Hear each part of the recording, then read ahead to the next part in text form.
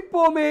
1662 இணை ஒன்றுமில்லா பஞ்சாக்கர இன்பமே ஸ்ரீ கச்சியப்ப மாமுனிவர் விளக்குகிறார்.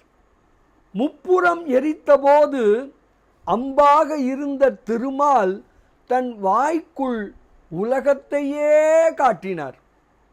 முப்புறம் எரித்தபோது அந்த உலகம்தான் தேராக அமைந்தது.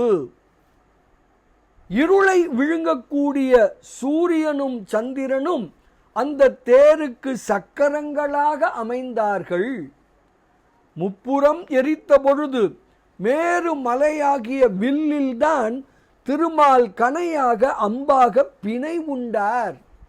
அந்த மேரு மலைதான் உலகை தாங்குகிறது. இவ்வாறு தேர், சக்கரம், கணை, தேரை தாங்கும் வில் ஆகியவையெல்லாம் நிறைந்திருக்க அனைத்தையும் சேர்த்து முறையாக பொருந்தி இருக்கும்படி ஆக்கும் தேர் பாகனாக பிரம்மன் விளங்கினான். முப்புறங்களை அழிப்பதிலே தங்கள் பங்கே மிக மிக முக்கியமானது என பிரம்மா, திருமால், சூரியன், சந்திரன் ஆகியோர் உள்ளிட்ட அனைவரும் கருதினர். இவர்கள் அனைவருமே ஏங்கும்படி, இவர்கள் அனைவருமே அவமானம் அடையும்படி ஈடு இணையற்ற திருவாவடுதுறையில் ஈடு இணையற்ற இன்பமே வடிவாக எழுந்தருளிக்கக்கூடிய பஞ்சாக்கர தேசிகனான அந்த இறைவன் சிரித்து அருளினார். அந்த சிரிப்பால் முப்புறம் எரித்தார். இப்படியாக முப்புறம் எனும் மும்மலத்தை பெருமானே, பஞ்சாக்கர தேசிகனே அழிக்க வல்லவர் என்று விளக்குகிறார் ஸ்ரீ கச்சியப்ப மாமுனிவர். பாடலை காணலாமே.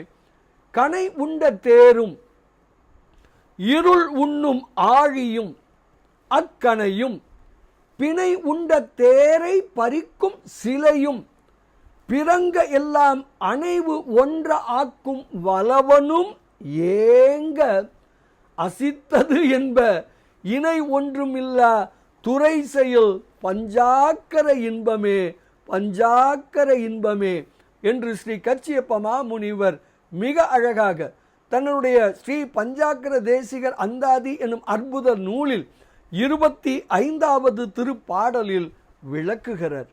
ஞானம் பெறுவோம், மலம் நீங்குவோம், பேரானந்தத்தில் திளைப்போம், திளைப்போம், திளைப்போம். இனிய வணக்கம். சிவாய நம.